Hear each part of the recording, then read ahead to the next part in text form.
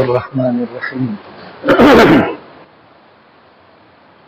نحمده ونصلي على رسوله الكريم أما بعد فأعوذ بالله من الشيطان الرجيم بسم الله الرحمن الرحيم لقد كان لكم في رسول الله أسوة حسنة صدق اللہ العظیم۔ بزرگان محترم اور عزیز دوستو، نبی کریم صلی اللہ علیہ وسلم کی سیرت کے عنوان سے جمعیت علماء کی طرف سے یہ شہر میں پہلا پروگرام، اور ہمیں اس بات کا احساس ہے کہ اصلاح معاشرہ کا سب سے مؤثر ذریعہ اور راستہ نبی کریم صلی اللہ علیہ وسلم کی سیرت مبارکہ ہے۔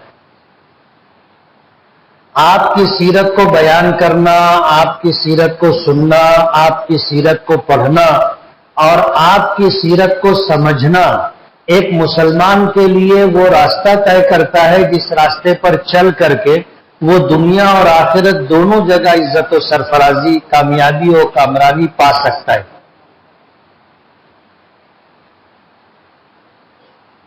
تو سیرت کا عنوان در حقیقت اصلاح معاشرہ کا بنیادی پروگرام، نبی کریم صلی اللہ علیہ وسلم کی ذات گرامی اللہ رب العالمین کے ارشاد کے مطابق قیامت تک آنے والے انسانوں کے لیے اسوہ اور نمونہ ہے۔ حیرت کی بات یہ ہے کہ نبی کریم صلی اللہ علیہ وسلم کو ہم سے زیادہ غیروں نے پڑھا ہے، ہم سے زیادہ غیروں نے آپ کو سمجھا ہے۔ آج ہم لوگ یہاں بیٹھے ہیں، سب مسلمان، ماں باپ مسلمان تھے، ہم بھی مسلمان، ہم میں سے شاید کوئی ہوگا جو نو مسلم ہے، یعنی اسلام کو پڑھ کر کے سمجھ کر کے ہلکا بگوش اسلام ہوا ہو، ایسا شاید کوئی نہیں۔ ہم کو اسلام وراثت میں ملا۔ نبی کریم صلی اللہ علیہ وسلم جو دین و شریعت لے کر کے آئے تھے وہ دین و شریعت ہمیں وراثت میں ملی۔ اور کہتے ہیں نا کہ مفت میں جو مال ملتا ہے اس کی قدر و قیمت نہیں ہوتی۔ ایک ہوتی ہے باپ کمائی، ایک ہوتی ہے آپ کمائی۔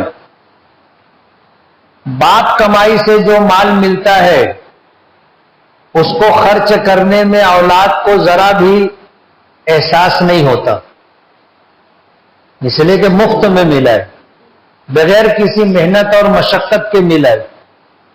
لیکن جب وہ کمانے لگ جاتا ہے تو اس کو پتہ چلتا ہے کہ پیسہ کتنی مشکل سے آتا ہے۔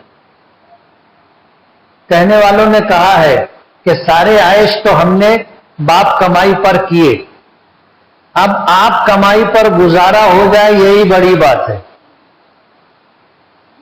تو ہم کو بھی اسلام مفت میں ملا ہے، جس کے لیے ہمیں کوئی محنت، کوئی مشقت، کچھ نہیں کرنا پڑے۔ ماں باپ مسلمان تھے، ہم بھی مسلمان ہیں۔ حدیث پاک میں آتا ہے کل مولود یولد علی الفطرہ، ہر بچہ دین فطرت پر پیدا ہوتا ہے۔ دین فطرت سے مراد عالم ارواح میں جب روح، ہماری روحیں وہاں تھی، اللہ رب العالمین نے پوچھا تھا الست بربکم، کیا میں تمہارا پروردگار نہیں ہوں؟ تو سب نے کہا تھا بلا، کیوں نہیں، آپ ہی ہمارے پروردگار ہیں۔ تو ہر بچہ، چاہے وہ کسی مسلمان، کسی عیسائی، کسی یہودی، کسی مشرک، کسی کافر، کسی پارسی اور کسی مذہب کے ماننے والوں کے یہاں پیدا ہوتا ہے، تو یہی اسی بات پر جو ہے، اسی عقیدے پر پیدا ہوتا ہے کہ اس نے عالم ارواح میں اللہ کی ربوبیت کا اقرار کیا تھا۔ اس فطرت کو لے کر کے بچہ آتا ہے۔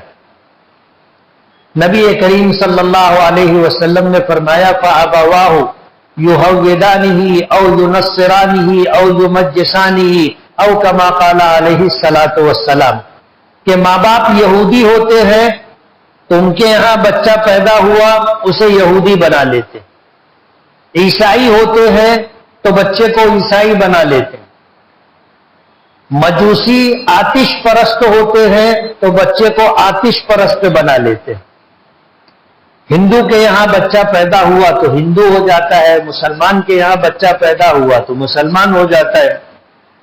لیکن ہم نے اسلام کو سمجھ کر کے قبول نہیں کیا ہے،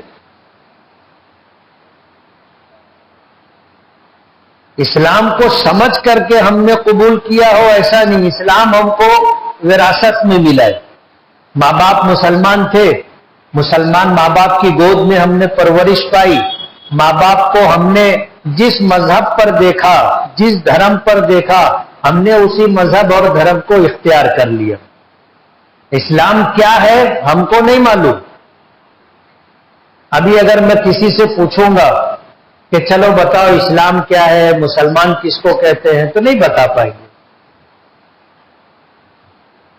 کہ غیر مسلم نے یہ بات کہی تھی مسلمانوں کے مجمع میں کہ کیا کوئی شخص تم میں ایسا ہے جو کھڑا ہو کر کے یہ کہہ سکے کہ تم کو اگر اسلام دیکھنا سمجھنا ہو تو مجھ کو دیکھ لو؟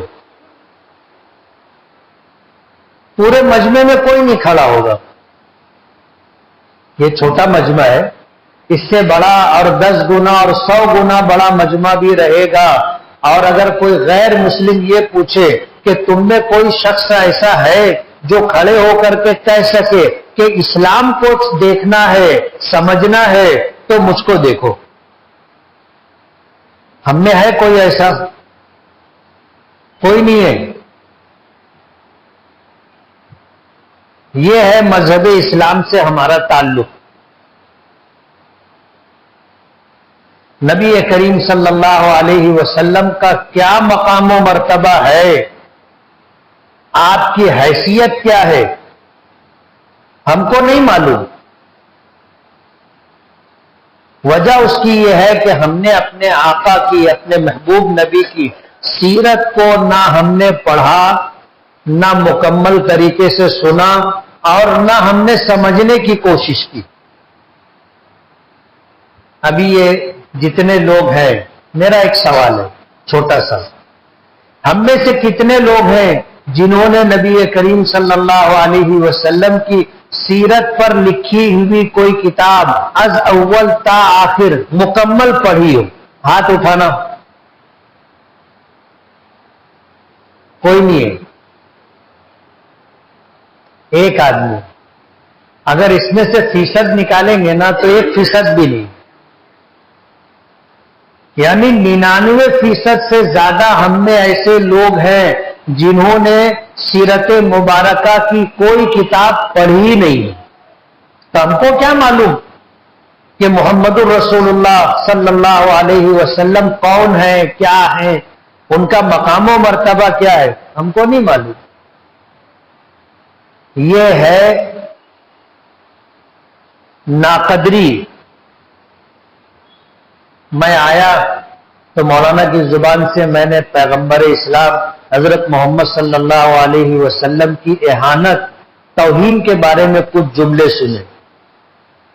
ہم دوسروں کو دوش دیتے، دوسروں کو الزام دیتے، ہم سے زیادہ ناقدرہ کوئی نہیں ہے، ہم سے زیادہ ناقدرہ کوئی نہیں ہے۔ جس نبی کی امت میں پیدا ہونے کے لیے انبیاء کرام علیہم الصلاۃ والسلام نے دعائیں کی، آرزویں کی، کاش ہم حضور کے امتی ہوتے۔ اس نبی کی کیا شان ہے، ان کا کیا مقام و مرتبہ ہے، ہم کو نہیں معلوم۔ ہم نے اپنے محبوب نبی کو نہ پڑھا، نہ سنا، نہ سمجھا۔ ہم سے زیادہ ناقدرہ کون ہوگا؟ ہو سکتا ہے میری یہ بات دل کو چھو رہی ہو، ایسا بھی ہو سکتا ہے کہ میری یہ بات کسی کو خراب بھی لگ رہی ہو، لیکن میری ایک گزارش ہے، گھر جانا، رات میں جب سونے لگنا تو تھوڑا سا غور کرنا کہ میں نے جو بات کہی ہے یہ بات کیا ہے۔ اگر ہم نے اپنے نبی کو نہیں سمجھا تو اسلام کو نہیں سمجھا۔ ایمان کو نہیں سمجھا، ہم کیسے مسلمان؟ غور کرنے کی بات ہے، غور کرنے کی بات ہے۔ ہم سے زیادہ ناقدرہ اللہ کے رسول صلی اللہ علیہ وسلم کی ناقدری کرنے والا کون ہوگا؟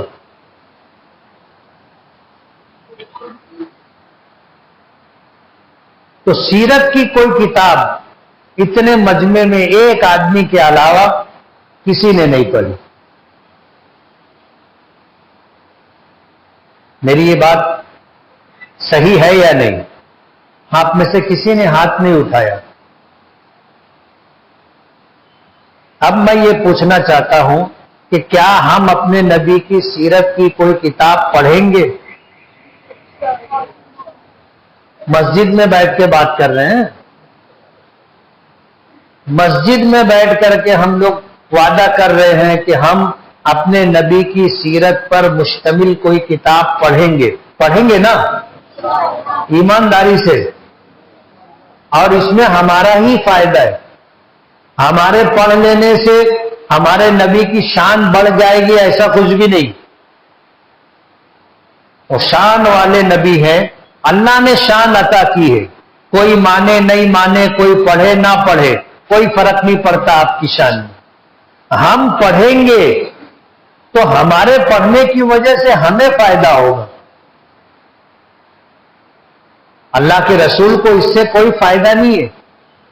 ہم پڑھیں گے تو پڑھنے کے بعد سمجھ میں آئے گا کہ اللہ کے نبی کیا ہیں، اور ظاہر بات ہے جب ہمیں سمجھ میں آئے گا تو تعلق ہوگا، اور یہ تعلق جب بڑھے گا تو بڑھتے بڑھتے جو ہے جا کر کے محبت اور عشق کے مقام تک پہنچے گا۔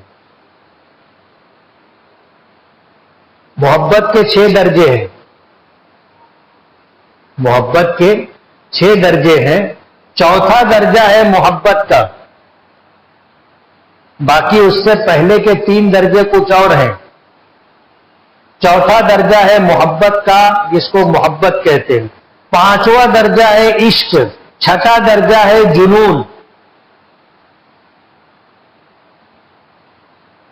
عشق نبی کا دعویٰ ہم میں سے ہر شخص کرتا ہے۔ سوال یہ ہے کہ جب تم سمجھتے ہی نہیں ہو کہ وہ کیا ہے، کہاں سے تمہارے پاس عشق آئے گا؟ مجھے ایک بات بتاؤ، بات کچھ ٹھیک نہیں، کسی خوبصورت عورت کو آپ نے دیکھا نہیں، آپ نے اس کے بارے میں سنا نہیں، آپ نے اس کے بارے میں تفصیلات جانی نہیں ہے، آپ کو اس سے محبت ہوگی؟ بولو نا، ہوگی۔ ہم نے اپنے نبی کو دیکھا نہیں، ہم 1400 سال کے بعد دنیا میں آئے، 1400 سال پہلے ہمارے آقا پردہ کر گئے، آپ کا وصال ہو گیا، اللہ کی جوار رحمت میں چلے گئے، ہم نے دیکھا نہیں۔ خوش نصیب تھے وہ لوگ جنہوں نے آپ کو دیکھا، آپ پر ایمان لائے،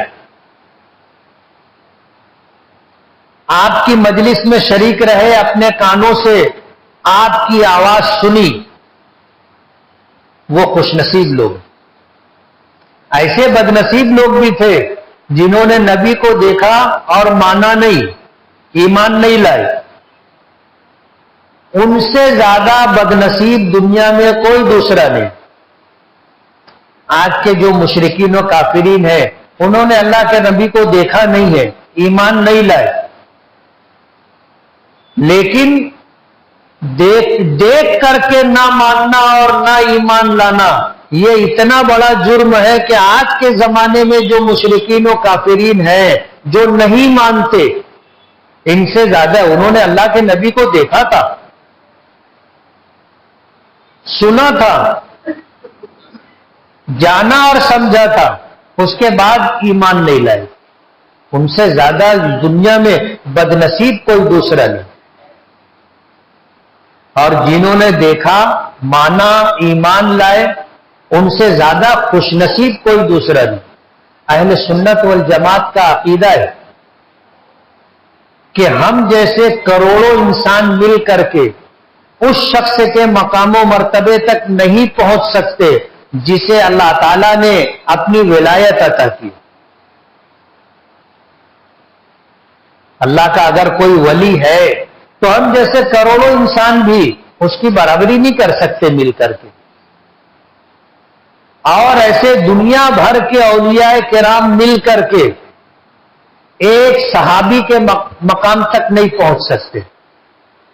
صحابی جس نے اپنی آنکھوں سے اللہ کے نبی کو دیکھا یا اپنے کانوں سے نبی کی بات سنی یا آپ کی مجلس میں شریک رہا اور ایمان لایا، اس کا جو مقام و مرتبہ ہے دنیا بھر کے اولیاء کرام مل کر کے اس کے مقام و مرتبے تک نہیں پہنچ سکتے.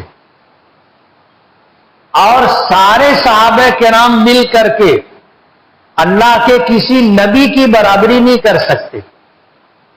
اور تمام انبیاء کرام علیہم الصلاۃ والسلام مل کر کے ہمارے آقا جناب رسول اللہ صلی اللہ علیہ وسلم کی ہمسری برابری نہیں کر سکتے.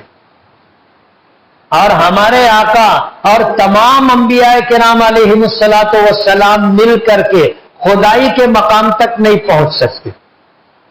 یہ تقسیم ہے اللہ پاک کی اور یہ اہل سنت والجماعت کا عقیدہ ہے.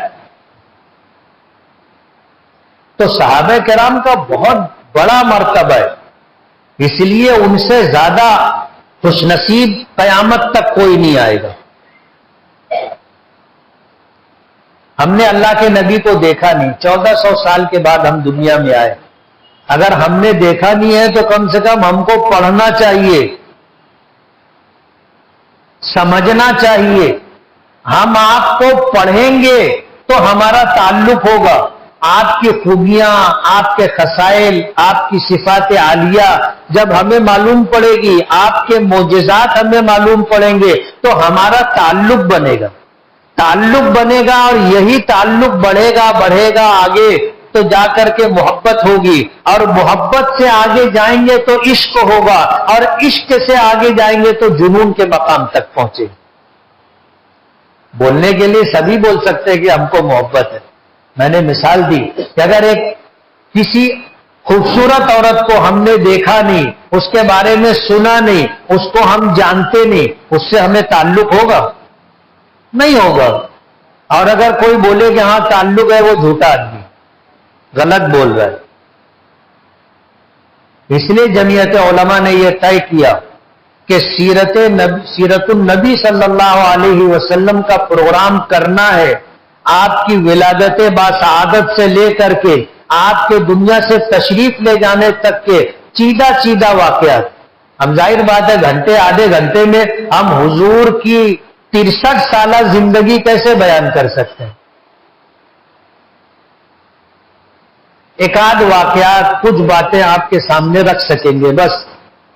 آپ کی پوری زندگی تو آپ کو نہیں بتا سکتے.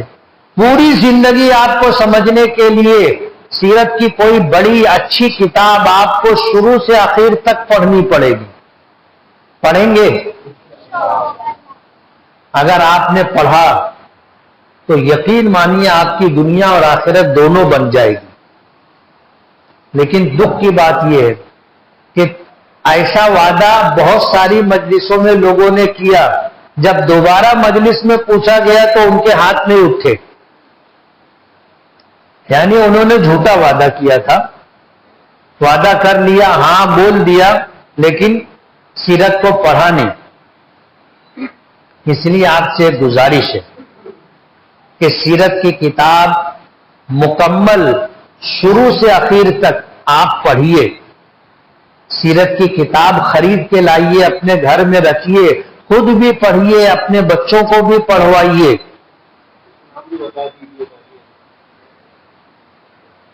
کتابیں تو سیرت پر اتنی ہے،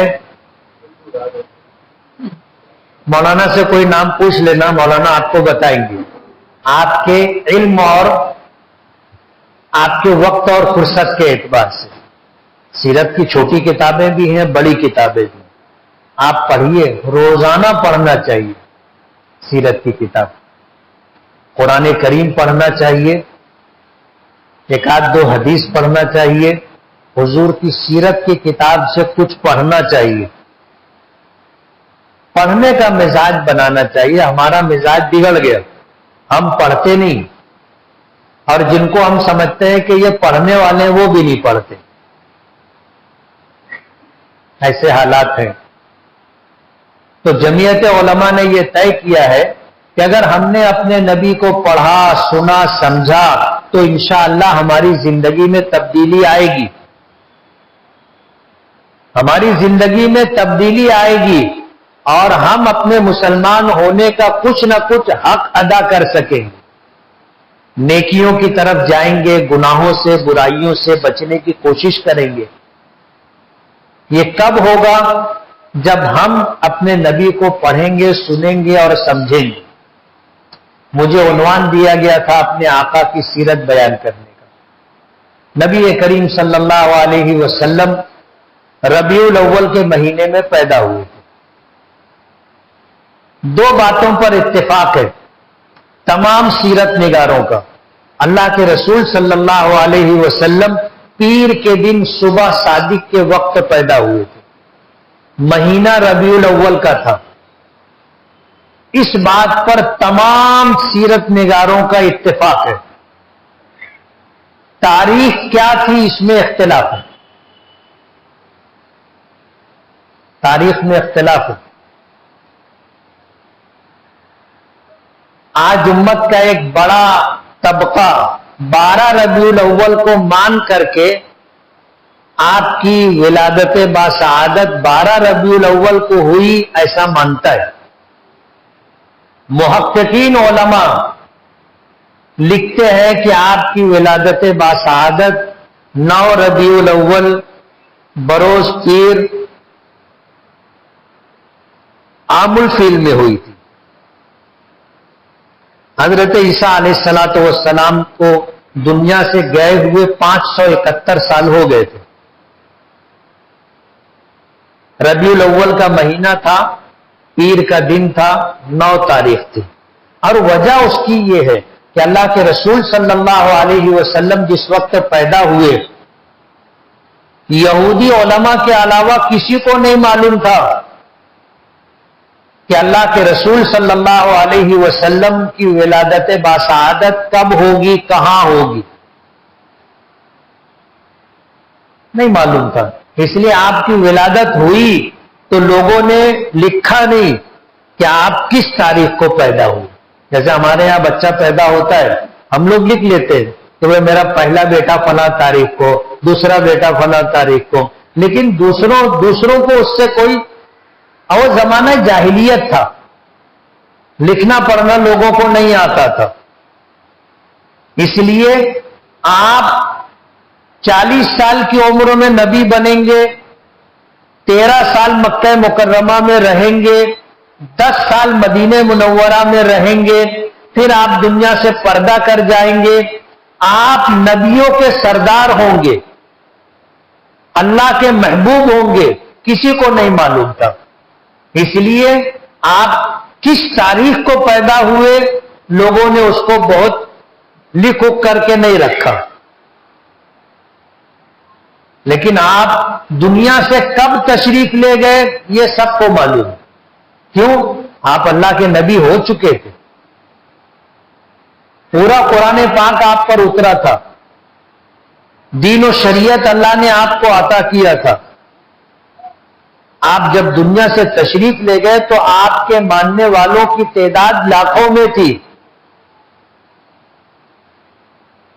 لاکھوں میں تھی. ظاہر بات ہے آج ہم لوگ بولتے ہیں لاکھوں کی ہمارے نزدیک کوئی حیثیت نہیں. اس زمانے میں لاکھوں ماننے والے لوگ تھے، یہ بہت بڑی تعداد. میں آپ سے ایک سوال کروں، انگریزوں نے جب اس ملک پر قبضہ کیا تھا تو پورے ہندوستان کی، جس میں ہندوستان، پاکستان، بنگلہ دیش، نیپال، برما، یہ سب تھا، اکھنڈ بھارت جس کو کہتے، کتنے لوگ تھے ہندوستان میں؟ کسی کو معلوم ہے؟ ہاتھ اٹھانا. 2 کروڑ لوگ بھی نہیں تھے. کتنے لوگ نہیں تھے؟ 2 کروڑ لوگ بھی نہیں تھے. آج آپ پاکستان چھوڑ دو، بنگلہ دیش چھوڑ دو، نیپال اور برما چھوڑ دو، آج ہندوستان میں 130 کروڑ لوگ ہیں. اور یہ بہت زیادہ دور کی بات نہیں ہے، 100-200 سال کی بات ہے. اور حضور کا زمانہ گزرے ہوئے 1400 سال گزر گئے. اس زمانے میں لاکھوں کا ماننا، لاکھوں لوگوں کا ہونا بہت بڑی بات ہے.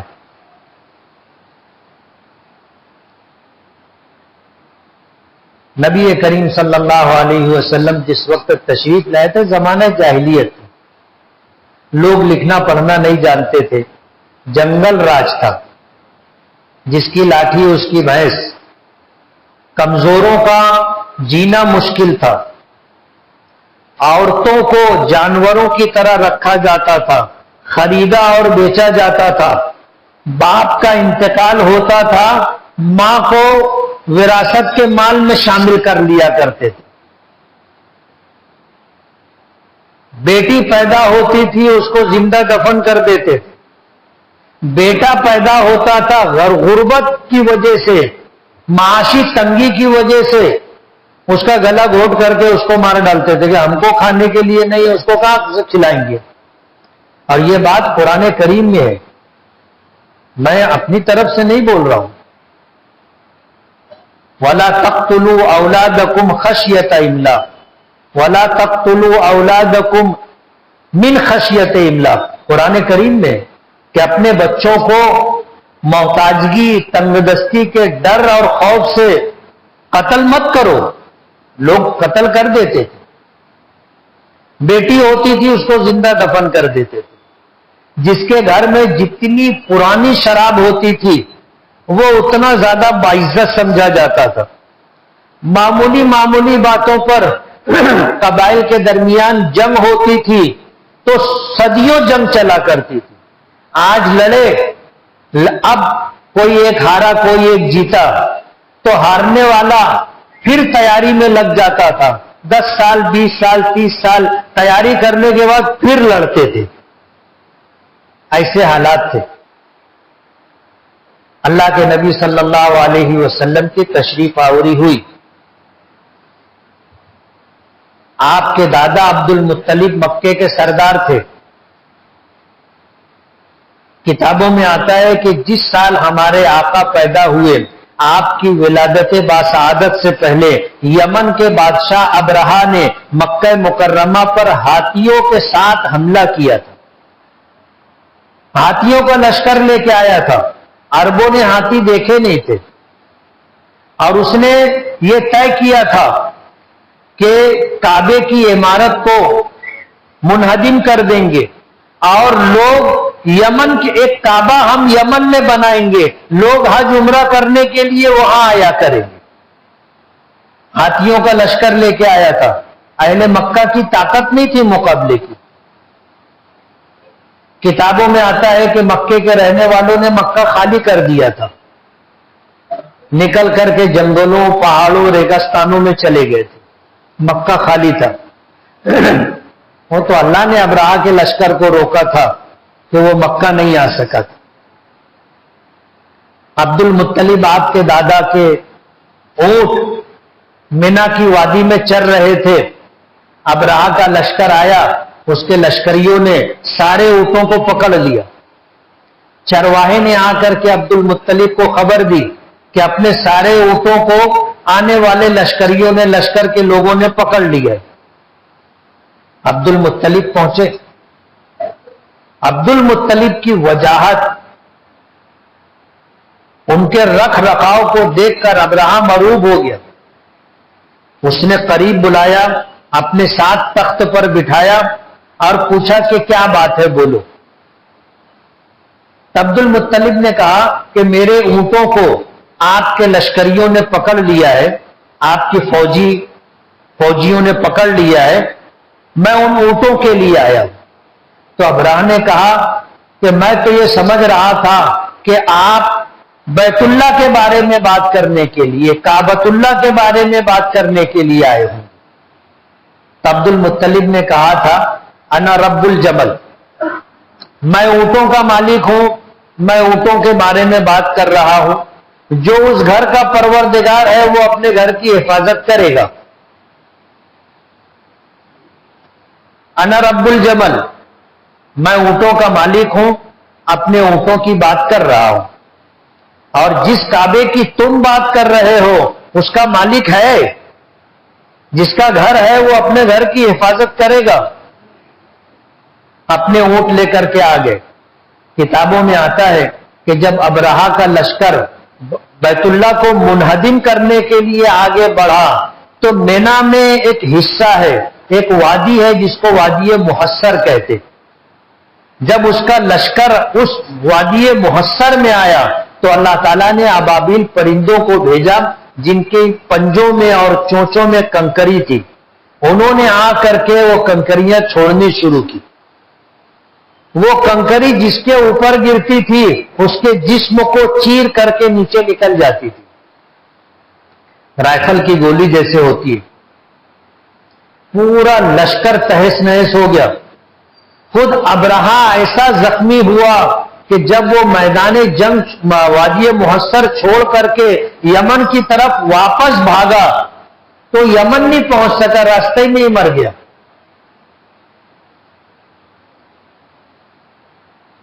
اللہ کے گھر کے مالک اللہ رب العالمین نے اپنے گھر کی حفاظت کی۔ وہ سال عام الفیل کہلاتا ہے، ہاتھیوں والا سال۔ آپ نے 30ویں پارے کے اندر ایک سورت ہے سورۃ الفیل، الم تر کیف فعل ربک باصحاب الفیل۔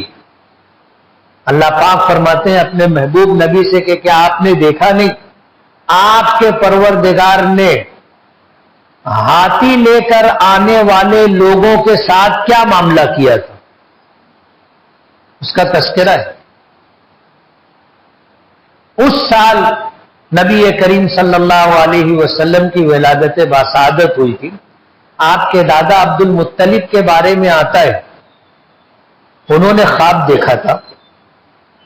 خواب میں یہ دیکھا تھا، کسی بتانے والے نے بتایا کہ زمزم کا کنواں فلاں مقام پر ہے، تم کھدائی کرو تو وہ کنواں تم کو مل جائے گا جس میں زمزم کا پانی۔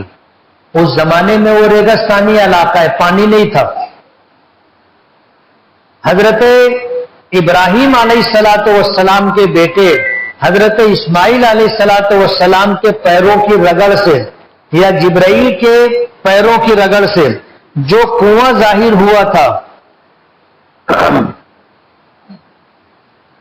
زمزم کا کنواں چشمہ ظاہر ہوا تھا، وہ چشمہ جتنے دنوں تک رہا پھر ایک تاریخ میں آتا ہے کہ ایسے حالات آئے کہ قبیلے بنو جرہم کے اوپر کچھ دوسرے قبیلے کے لوگوں نے حملہ کیا تو انہوں نے زمزم کے اس کنویں کو پاٹ دیا تھا۔ عبد المطلب نے خواب میں دیکھا، کسی بتانے والے نے بتایا کہ فلاں مقام پر صبح آپ دیکھنا جس جگہ کوا آ کر کے چونچ مارے گا اس جگہ پر زمزم کا کنواں ہے، کھدائی کرنا۔ صبح جا کر کے وہ بیٹھے، انہوں نے دیکھا کہ کوا آیا، اس نے آ کر کے زمین پر ایک جگہ ٹھوک ماری۔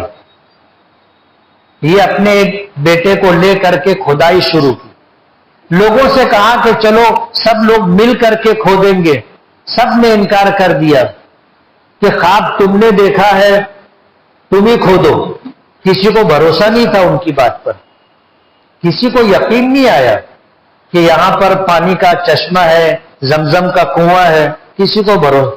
اپنے ایک ہی بیٹا تھا عبد المطلب کو، کھدائی شروع کی، باپ بیٹے دونوں تھک گئے۔ عبد المطلب نے کعبے کے سامنے ہاتھ پھیلا کر کے دعا کی، دعا کی کہ اگر اللہ نے مجھے 10 بیٹے دیے تو میں ایک بیٹے کو اللہ کے نام پر قربان کروں گا. انہیں اس بات کا احساس تھا کہ میرا ایک ہی بیٹا ہے, ہم باپ بیٹے مل کر کے کنواں کھود رہے ہیں, اگر میرے اور بیٹے ہوتے تو ہمارے لیے آسانی ہو جاتی. خیر ان باپ بیٹوں نے مل کر کے کنواں کھودا, زمزم کا کنواں ملا. اس وقت سے لے کر آج تک زمزم کا کنواں جاری و ساری ہے اور انشاءاللہ قیامت تک جاری و ساری رہے گا. عبد المطلب نے منت مانی تھی 10 بیٹے اگر اللہ نے مجھے دیے ایک بیٹے کو اللہ کے نام پر قربان کروں گا. اللہ نے 10 دے دیے,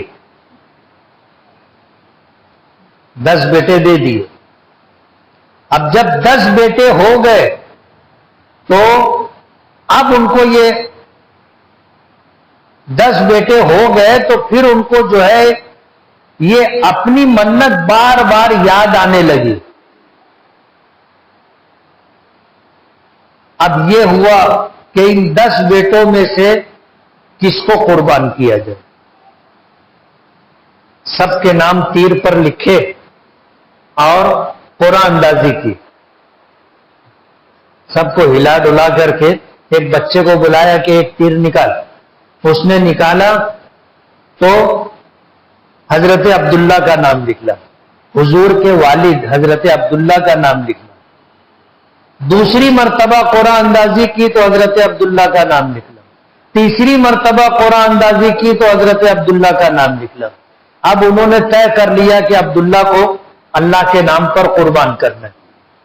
اپنے بیٹے کو قربان کرنے کے لیے جب آگے بڑھے تو حضرت عبداللہ کے جو ننیحال کے لوگ تھے, ان کے ماموں وغیرہ اور اس قبیلے کے لوگ آ کر کے کھڑے ہو گئے کہ آپ عبداللہ کو ذبح نہیں کر سکتے.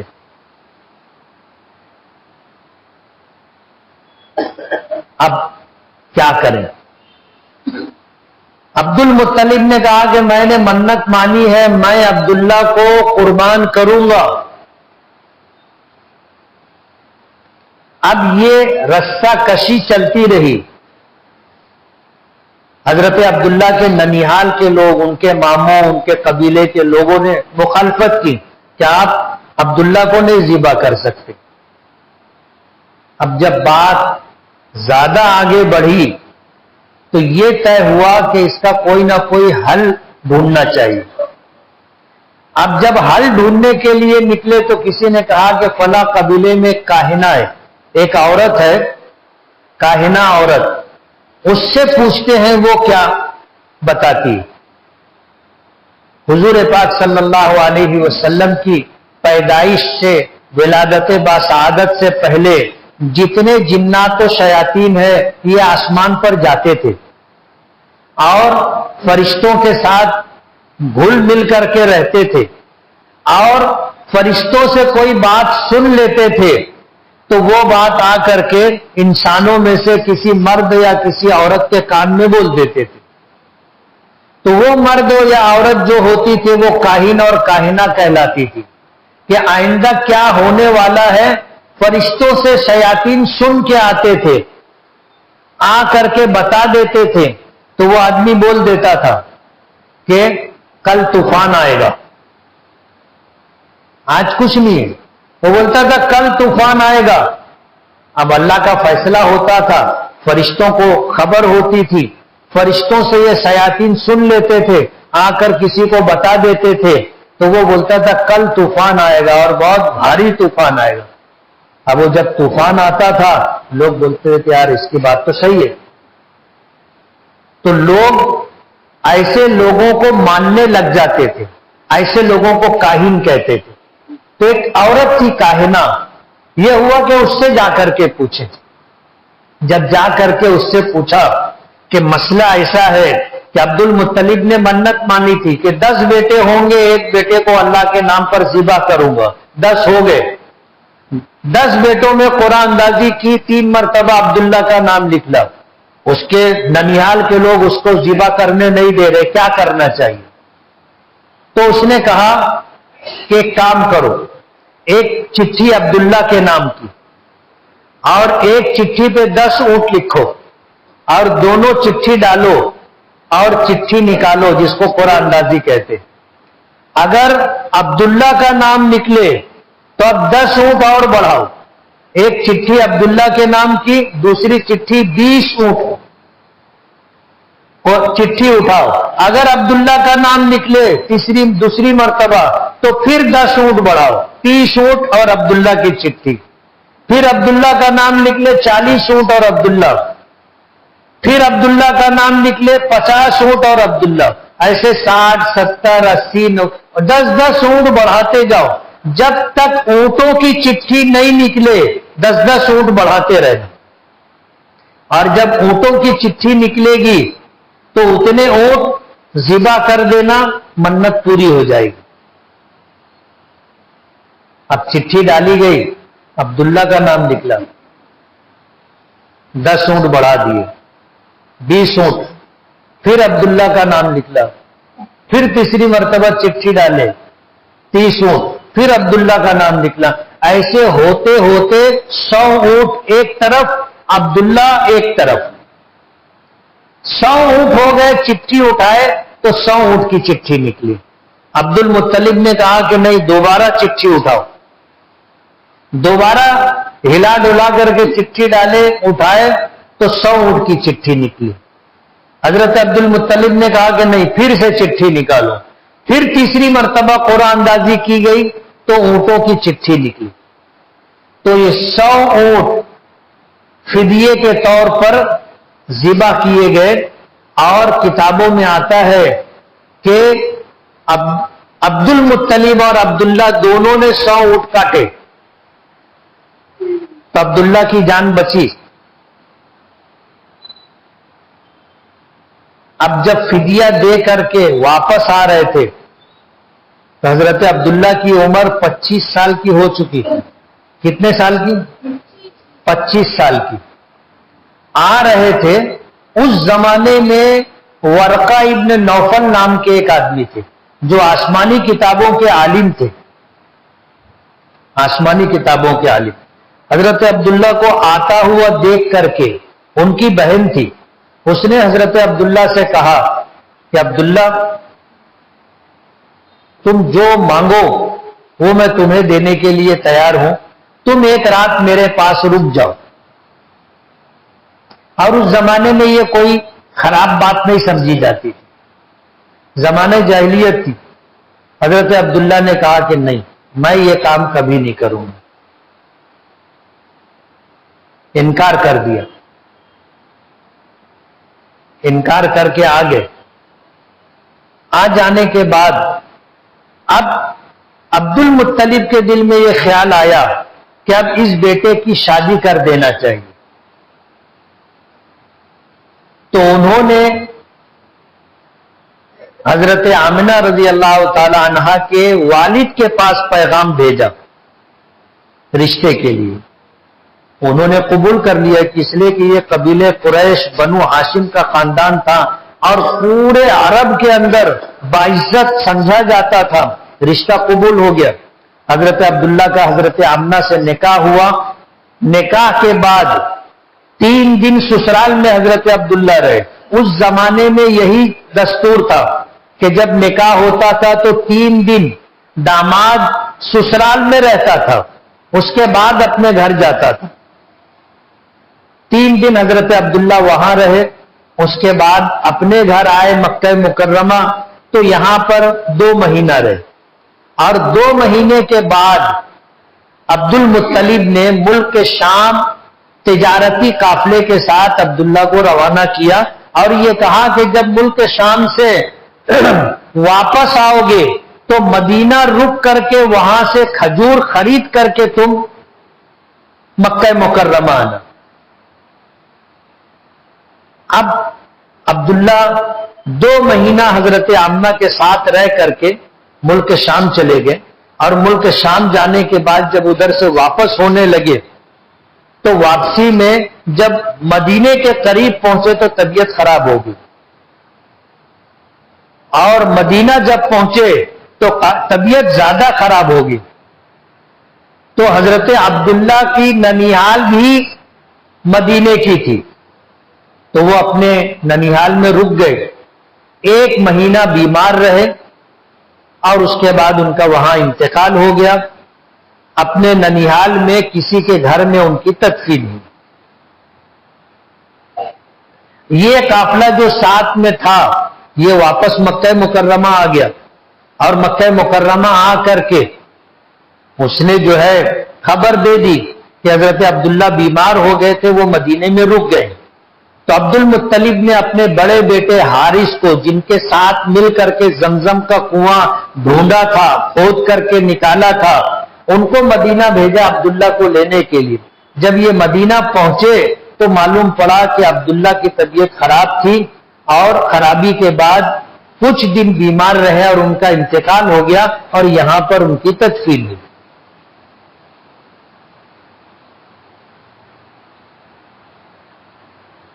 حضور اپنی والدہ کے پیٹ میں آ چکے تھے، 2 مہینے ہوئے تھے نکاح کو، حضرت عبداللہ کا انتقال ہو گیا، اور آپ اپنی والدہ ماجدہ کے شکم مبارک میں رہے، اور اس کے بعد 10 مہینہ جب حمل پر گزرا تو آپ کی پیدائش ہوئی۔ عام طور پر ولادت 9 مہینے میں، 9 مہینہ 10 دن، 9 مہینہ 12 دن پر ہوتی ہے، لیکن آپ کی ولادت 10 مہینہ مکمل ہونے پر ہوئی۔ اس زمانے کا دستور تھا کہ بچہ پیدا ہوتا تھا تو بچے کی پیدائش کے بعد دستور کے مطابق کچھ دن ماں دودھ پلاتی تھی، اس کے بعد اس کی پرورش، پرداخت، فصاحت و بلاغت، کھلی آب و ہوا کے پیش نظر ان کو کہیں کسی دودھ پلانے والی خاتون کو دے دیا کرتے تھے۔ حضرت آمنہ کہتی ہے کہ جب میرے پیٹ میں بچہ آیا تو 10 مہینہ مجھے ذرا بھی تکلیف نہیں، کوئی بوجھ، کوئی تکلیف، کچھ بھی نہیں، لیکن مجھ پر جیسے عالم غیب کھل گیا۔ کوئی کہنے والا مجھ کو وقتاً فوقتاً کہتا تھا کہ تیرے پیٹ میں جو بچہ ہے یہ دنیا کا بہت بڑا انسان بنے گا، اور تو بہت بڑی شخصیت کی ماں بنے گی۔ حضرت آمنہ کو وقتاً فوقتاً کچھ دکھائی بھی دیتا تھا۔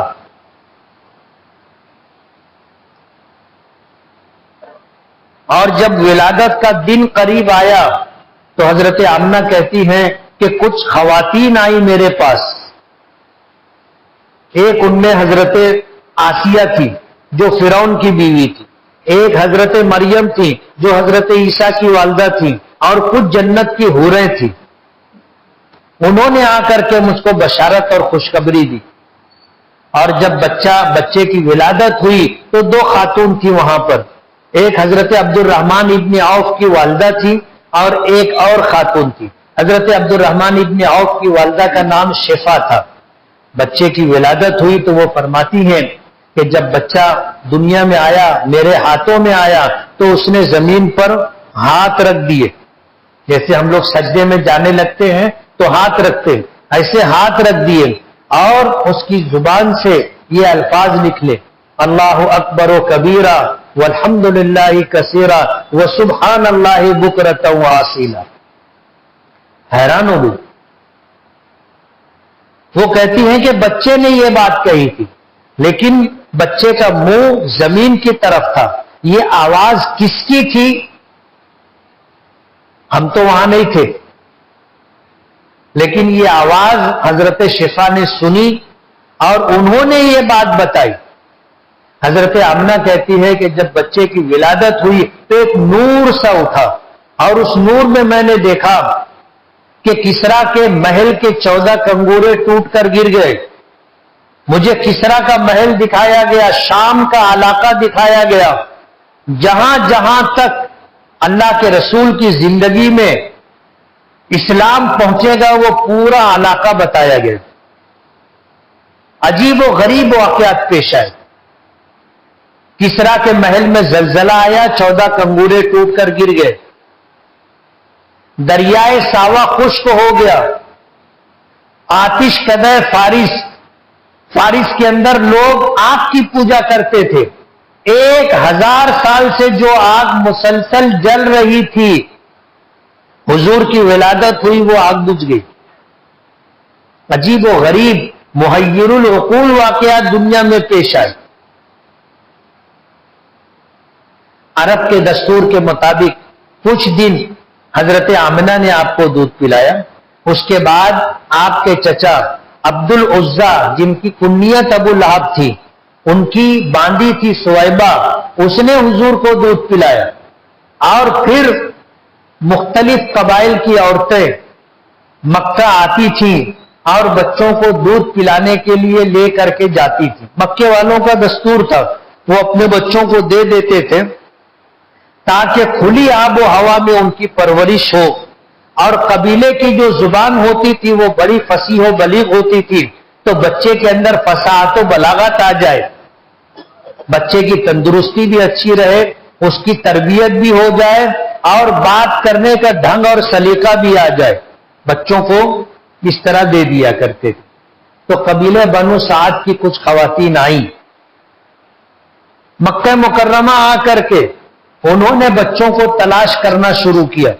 کتابوں میں آتا ہے کہ مکہ مکرمہ میں 10 بچے تھے جن کی ولادت ہوئی تھی، ان میں ایک بچہ ہمارے آقا محمد الرسول اللہ صلی اللہ علیہ وسلم، وہ خواتین آئیں۔ اب جہاں سے وہ بچہ لیتی تھی وہاں کے لوگ جو ہے بچہ لینے والی خاتون کو نوازتے تھے، کپڑا دینا، پیسہ دینا، درہم و دینار، اور اسی کے ساتھ سامان۔ تو وہ تلاش کرتی تھی کہ مالدار گھر کا بچہ ہم لے۔ عبد المطلب کے دروازے پر بھی آ کر کے انہوں نے پوچھا کہ بچہ ہے؟ حضرت آمنہ نے جواب دیا کہ ہاں ہے۔ لوگوں نے آ کے دیکھا اور پوچھا کہ بچے کا باپ ہے؟ تو کہا کہ نہیں، باپ نہیں۔ وہ یہ سمجھ کر کے اب باپ نہیں ہے تو کون ہم کو کیا دے گا، واپس چلی گئی۔ عورتیں آتی تھیں چلی جاتی تھیں، عورتیں آتی تھیں چلی جاتی تھی، کوئی لینے کے لیے تیار نہیں تھا کہ کچھ ملے گا نہیں۔ اب قبیلے بنو سعد کی جتنی خواتین آئی تھی سب کو بچے مل گئے، حلیمہ سعدیہ ان کو بچہ نہیں ملا۔ وہ جہاں رکے ہوئے تھے،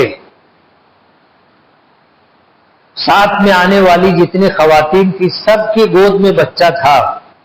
حلیمہ سعدیہ رضی اللہ تعالی عنہا کی گود میں اپنا بچہ تھا، اور وہ بچہ لینے آئی تھی تو مکے سے کوئی بچہ ملا نہیں، تو وہ اپنے شوہر سے کہنے لگی کہ کیوں نہ ہم اسی بچے کو لے لیں جس کے سر پر باپ کا سایہ نہیں ہے، یتیم بچہ ہے، خالی ہاتھ جاتے ہوئے برا لگ رہا ہے۔ میاں بیوی کا مشورہ ہوا، اور مشورے کے بعد حضرت حلیمہ سعدیہ دوبارہ عبد المطلب کے گھر پہنچی۔ حضرت آمنہ سے پھر کہا کہ مجھے بچہ دکھاؤ۔ کتابوں میں آتا ہے کہ حلیمہ سعدیہ کہتی ہے کہ دودھ سے زیادہ سفید کپڑے کے اندر بچہ لپٹا ہوا تھا، اور اس کے نیچے ہرا کپڑا تھا جس کے اوپر بچہ تھا۔ جب بچے کا چہرہ کھولا گیا تو بچہ سو رہا تھا۔ حلیمہ سعدیہ کہتی ہیں میں نے بچے کے اوپر جیسے ہی ہاتھ رکھا، بچے نے آنکھ کھول دی اور مسکرا کر میری طرف دیکھا۔ حلیمہ کہتی ہے کہ بچے کی مسکراہٹ پر میں فدا ہو گئی، اتنا پیارا، اتنا خوبصورت بچہ۔ میں قبیلے بنو سعد کی رہنے والی، میری گود میں بچہ تھا۔ قبیلے بنو سعد میں اس وقت جو ہے قحط پڑا ہوا تھا، قحط سالی تھی، پورا علاقہ قحط کی زد میں تھا، لوگوں کو کھانا نہیں ملتا تھا، پانی نہیں ملتا تھا۔ اب جانوروں کے تھن میں دودھ نہیں تھا، جب جانوروں کو چارہ پانی نہیں ملے گا تو دودھ کہاں سے ہوگا؟ تو پورا قبیلہ جو ہے قحط سالی کی زد میں تھا. میرا حال یہ تھا کہ میری گود میں جو بچہ تھا مجھے اتنا دودھ نہیں ہوتا تھا کہ میرا بچہ سیر ہو کر کے دودھ پی لے اور رات بھر چین سکون سے سوئے. ایسا نہیں ہو. کہتی ہے کہ جیسے ہی میں نے بچے کو اٹھا کر کے اپنی چھاتی سے لگایا میری چھاتی دودھ سے بھر گئی. یہ کہتی ہے کہ اس بچے کی پہلی برکت تھی. اس بچے کی پہلی برکت تھی کہ میں نے جو ہی اسے گود میں لیا اور اپنے سینے سے لگایا تو میری چھاتی دودھ سے بھر گئی. میں نے فوراً سیدھی طرف سے اسے دودھ پلایا. بچے نے دودھ پیا. جب میں نے دوسری طرف سے دودھ پلانے کی کوشش کی تو پھر بچے نے دوسری طرف بائیں طرف چھاتی کو منہ نہیں لگایا. پھر میں نے اپنے بچے کو بائیں طرف سے دودھ پلایا. اس کے بعد جب میں اس مقام پر آئی جہاں ہم لوگ ٹھہرے تھے تو رات بھر دونوں بچے چین سے سوئے. ورنہ اپنے بچے کی پیدائش کے بعد ایک رات ایسی نہیں گزری تھی کہ بچہ روتا نہ رہا ہو. پیٹ نہیں بھرتا تھا, مجھے ہی دودھ نہیں ہوتا تھا تو بچہ کیسے رہتا. یہ پہلی رات تھی کہ میرے بچے نے بھی سیر ہو کر کے دودھ پیا اور دونوں بچے چین و سکون سے رات بھر سوئے. کہتے ہیں کہ ہم بھی بھوکے پیاسے تھے. میرے پاس ایک مریل دبلی پتلی اونٹنی تھی جس پر میں آئی تھی. آتے ہوئے سب کی اونٹنیاں آگے نکل جاتی تھی اور میں پیچھے رہ جاتی تھی. تو وہ لوگ رکتے تھے تو میں جا کر کے ان سے ملتی تھی, پھر ساتھ میں چلتے تھے. پھر وہ لوگ آگے نکل جاتے تھے, میں پیچھے ہو جاتی تھی. ایسا حال تھا. لیکن 3 دن رکنے کے بعد جب ہم یہاں سے اپنے قبیلے کی طرف جانے لگے اور میں اپنی اونٹنی پر بیٹھی اور بچے کو, دونوں بچوں کو میں نے لیا, اپنا بچہ اور حضرت آمنہ کا بچہ, دونوں کو لے کر کے جب میں بیٹھی تب یہ میری اونٹنی برق رفتار ہو گئی سب سے آگے. سب سے آگے.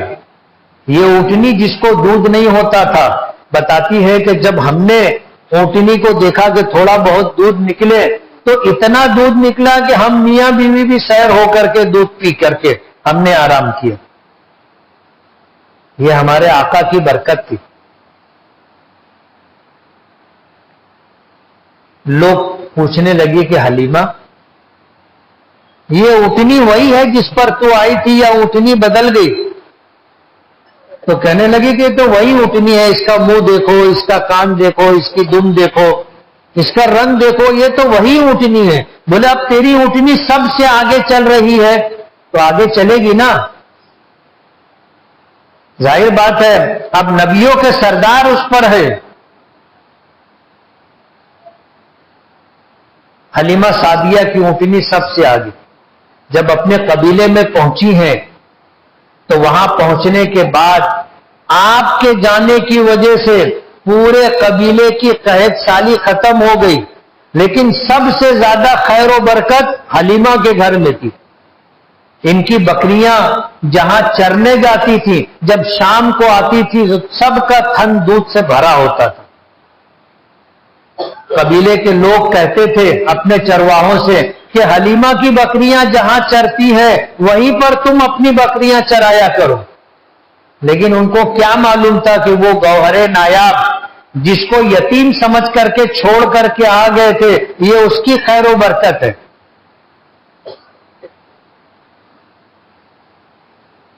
اللہ کے رسول صلی اللہ علیہ وسلم کچھ دن رہے اور اس کے بعد جب دودھ پلانے کی مدت ختم ہو گئی تو حلیمہ سعدیہ نہ چاہتے ہوئے بھی بچے کو واپس کرنا تھا.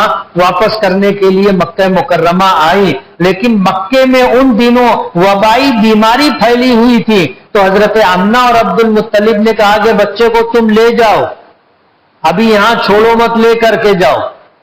تو حلیمہ سعدیہ تو یہی چاہتی تھی کہ بچہ ہمارے پاس رہے, بخوشی لے کر کے آ گئی. اس طرح غالباً 4 سال سے زیادہ عرصہ حضور پاک صلی اللہ علیہ وسلم نے قبیلے بنو سعد میں حلیمہ سعدیہ کے گھر گزارا. حلیمہ سعدیہ کے 4 بچے تھے، 1 بیٹا اور 3 بیٹیاں تھیں. ایک بیٹی تھی جس کا نام جدامہ تھا اور جس کو شیمہ بھی کہتے تھے. وہ بڑی تھی اور وہ جو ہے حضور کے ساتھ کھیلا کرتی تھی اور گود میں لے کر کے کھلانا یہ سب کچھ کیا کرتی تھی. کتابوں میں آتا ہے کہ دونوں میں کسی بات پر کچھ ہو گیا تو حضور نے ان کے بازو کے اوپر دانت کاٹا تھا، جیسے بچوں میں ہوتا ہے، دانت کاٹا تھا. نشان پڑ گئے تھے دانت کاٹنے کے. پھر حضور آ گئے. حلیمہ سعدیہ کو بھی نہیں معلوم تھا کہ یہ بچہ کل نبی بننے والا ہے. تاریخ میں آتا ہے کہ جب مکۃ المکرمہ فتح ہوا اور قبیلے حوازن کے اوپر اللہ کے رسول صلی اللہ علیہ وسلم اور آپ کے ساتھ آنے والے لوگوں نے حملہ کیا اور قبیلے حوازن سے جنگ ہوئی، مسلمانوں کو فتح نصیب ہوئی. ان میں جتنے لوگ گرفتار ہوئے تھے اس میں شیمہ بھی تھی. شیمہ بھی تھی. تو شیمہ نے، حضرت شیمہ نے لوگوں سے یہ کہا کہ میں تمہارے نبی کی رضائی بہن ہوں. رضائی بھائی بہن جو دودھ شریک ہوتے، کہ میں نے بھی حلیمہ سعدیہ کا دودھ پیا ہے اور تمہارے نبی محمد نے بھی حلیمہ سعدیہ کا دودھ پیا ہے، تو میں ان کی رضائی بہن ہوں. لوگوں نے احترام کے ساتھ حضرت شیمہ کو حضور تک پہنچایا اور حضور تک پہنچانے کے بعد اس بات کا تذکرہ کیا کہ یہ بوڑھی عورت کہتی ہے کہ میں تمہارے نبی کی رضائی بہن ہوں. تو حضور کے سامنے جب آئی تو حضور نے دیکھا، تو حضور نے دیکھ کر کے پہچان لیا. لیکن حضور نے پوچھا کہ تم اس بات کا دعویٰ کر رہی ہو کہ تم میری رضائی بہن ہو، تمہارے پاس کوئی ثبوت ہے؟ تو وہ کہنے لگی کہ ہاں، اور حوالہ دیا کہ جب تم 4 سال کی عمر میں تھے، میرا تمہارا کسی بات پر کوئی معاملہ ہو گیا تھا تو تم نے مجھے دانت کاٹا تھا. اور یہ اس کے نشانات اپنا آستین چڑھا کر کے انہوں نے بتایا. حضور کو یاد آ گیا کہ ہاں ایسا ہوا تھا. تو پھر حضور نے اپنے جسم کے اوپر جو چادر تھی وہ اتار کر کے بچھایا اور اپنی بہن حضرت شیمہ کو اس پر بٹھایا اور پھر حلیمہ سعدیہ کا تذکرہ ہوا. اور حضور بھی حلیمہ سعدیہ کو یاد کر کے بہت دیر تک روئے.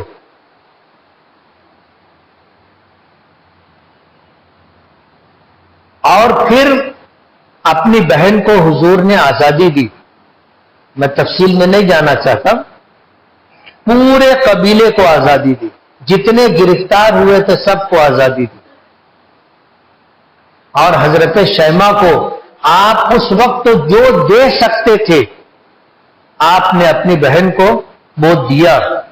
اور باعزت طریقے سے روانہ کرنے سے پہلے ان سے کہا کہ تم اگر میرے ساتھ رہنا چاہو تو ایک بہن کی طرح میں تمہیں رکھوں گا، اور جانا چاہو تو میں تمہیں رخصت کروں گا. تو حضرت شیمہ نے کہا تھا کہ نہیں، میں اپنے قبیلے میں رہنا چاہتی ہوں. تو حضور نے جو دے سکتے تھے وہ دے کر کے ان کو روانہ کیا. یہ تھا حضور کا بچپن،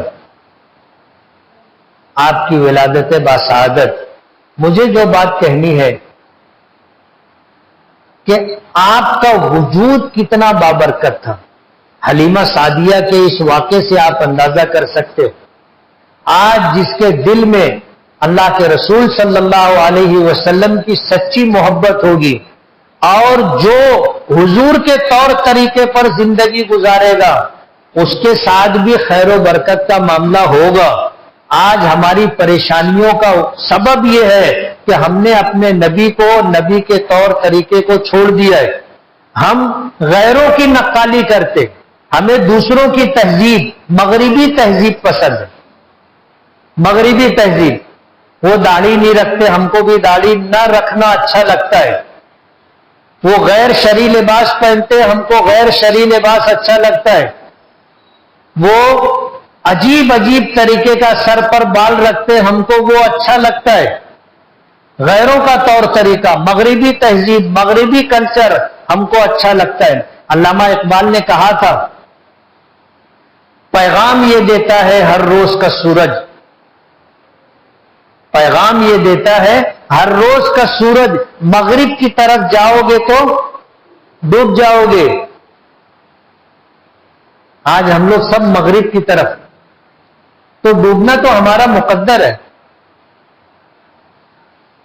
مشرق میں رہیں گے، مکہ مکرمہ کدھر ہے؟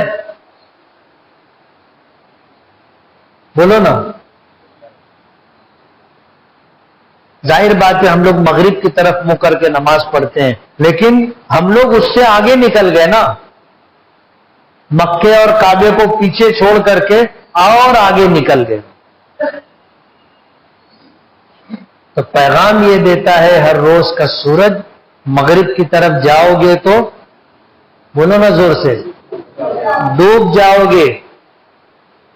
اور ہم لوگوں نے حضور کا طور طریقہ، حضور کا دین، حضور کی شریعت، حضور کی سنتیں، حضور کی زندگی سب چھوڑ کر کے انگریزوں کی زندگی، ان کا طور طریقہ، ان کا کلچر، ان کی تہذیب ہم نے اختیار کر لی ہے۔ اس لیے آج دنیا میں ہماری کوئی حیثیت نہیں، کوئی حیثیت نہیں۔ پیغام یہ دیتا ہے ہر روز کا سورج، مغرب کی طرف جاؤ گے تو ڈوب جاؤ گے۔ آج یہی ڈوبنا ہمارا مقدر ہو گیا ہے۔ اللہ تعالی ہمیں اپنے نبی کی سچی محبت عطا فرمائے اور ہمیں اپنے نبی کے دین، شریعت اور آپ کی سنتوں کے مطابق زندگی گزارنے کی توفیق دے۔ وآخر دعوانا ان الحمد للہ رب العالمین۔